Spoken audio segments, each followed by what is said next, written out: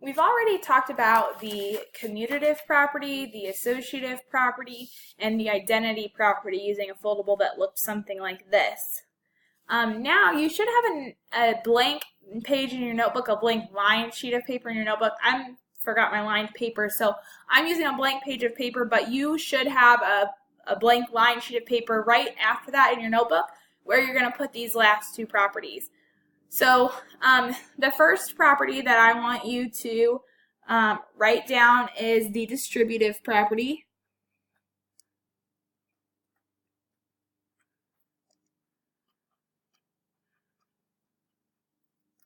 The distributive property says that we're going to take the outside number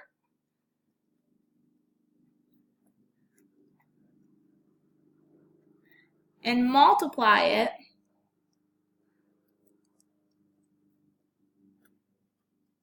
by everything inside parentheses.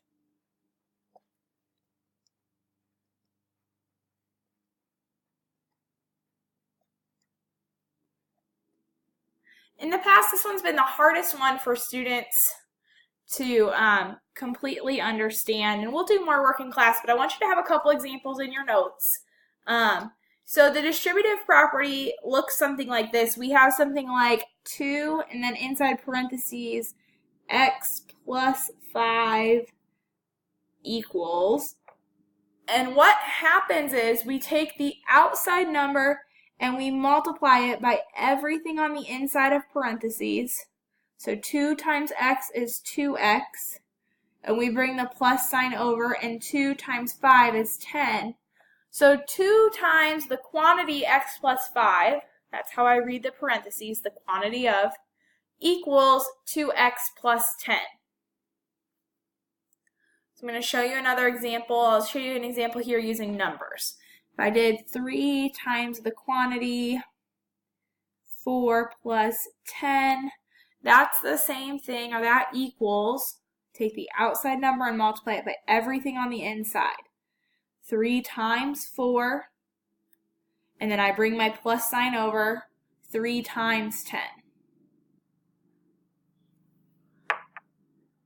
Now this can also be done with a subtraction sign in the parentheses.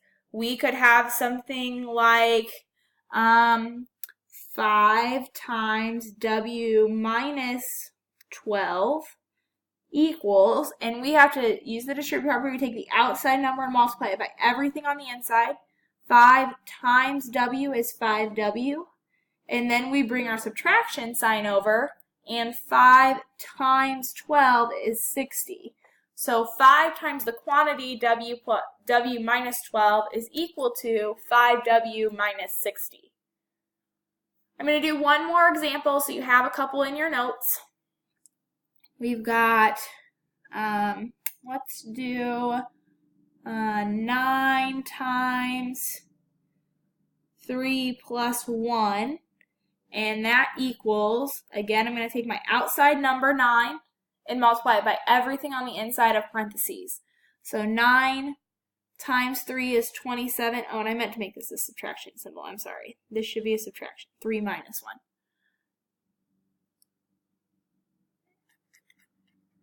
9 times 3, and then I bring over my subtraction symbol, 9 times 1. So I'm really sorry. Again, this 3 minus should be 3 minus 1. And then we've got 9 times 3 minus 9 times 1. That's the same thing as 9 times the quantity, 3 minus 1. And that is the distributive property. So the two properties that we talk about when we see parentheses, we automatically should kind of see or understand that it's probably most likely going to be the associative property, which changes grouping. So order doesn't change, 3, 2, 5, 3, 2, 5, 5, 2, 10, 5, 2, 10. Groupings changed with parentheses. Or we've got parentheses in the distributive property where we get rid of the parentheses. So the distributive property eliminates the parentheses to make something simplified or make it a little more simple looking. And that is the distributive property.